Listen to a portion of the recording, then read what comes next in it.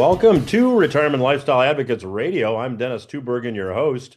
Joining me on today's program is returning guest Mr. Jeffrey Tucker.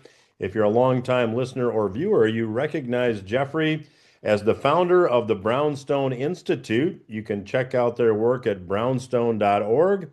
Jeffrey also has a brand new book titled Spirits of America. We're going to chat with him about that as well.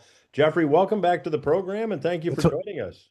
In your view, what's driving silver, and where do you see it going from here? As usual, there are many factors at work. One thing you didn't mention is new industrial demand, or maybe you did mention it, but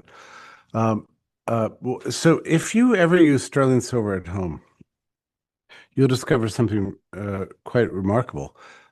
Dipping your spoon into a bowl of ice cream, the spoon very quickly becomes cold. Dipping that spoon into a hot bowl of soup, the spoon very quickly becomes hot. It's actually one of the joys of using sterling silver at home. So I swear by it. It adds a different element to dinner time experience. Well, anyway, the point is that it conducts heat and cold and electricity like no other lab-grown chemical. There's nothing to compare to silver in that respect.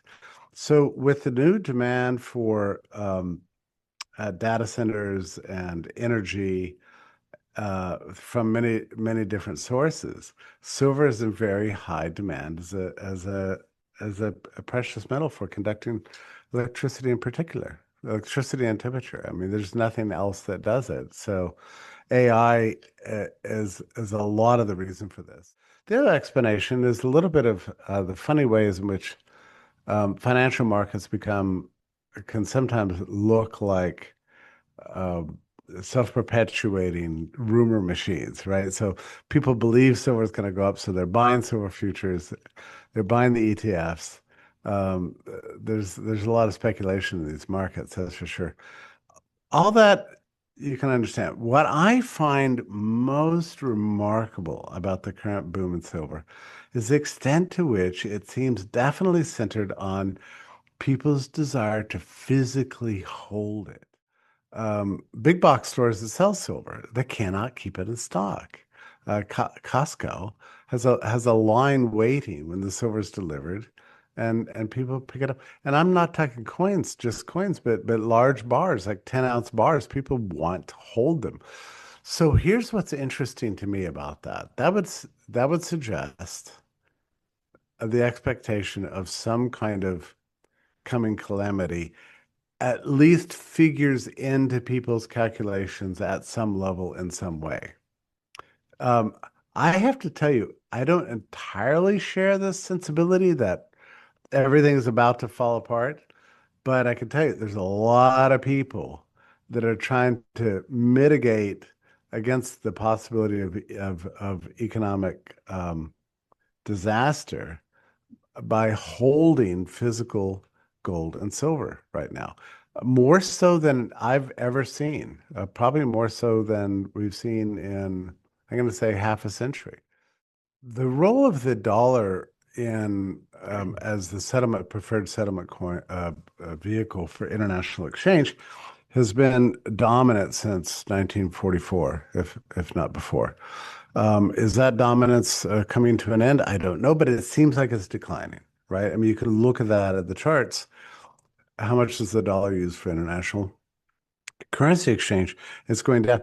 And with the U.S. having given up its role as a sort of preeminent trader in a globalist system, and instead taken on a different kind of role as a regional manager, together with having broken the global trading system, the World Trade Organization, it's perhaps true that the role of the dollar in international currency as the reserve currency for the world is also on decline.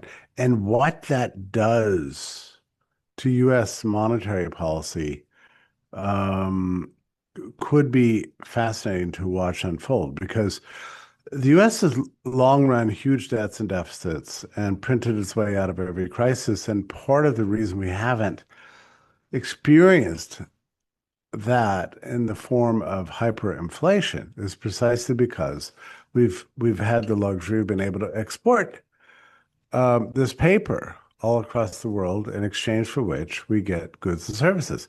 Well, with that system inverting on itself, we could see that we're no longer in a position to do that.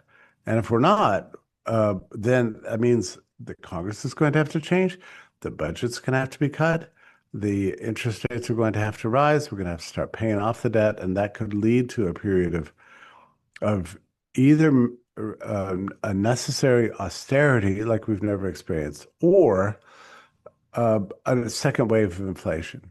One of those two things is going to happen. In either case, is not good for the dollar, and it's definitely good for precious metals. Well, the clock says, Jeffrey, we're going to have to leave it there. My guest today, Mr. Jeffrey Tucker, founder of the Brownstone Institute. The website is brownstone.org. Check out his latest book, Spirits of America, available on Amazon or wherever books are sold. Jeffrey, always a pleasure to catch up with you. Thank you for joining us today. It's my pleasure, Dennis. Thank you.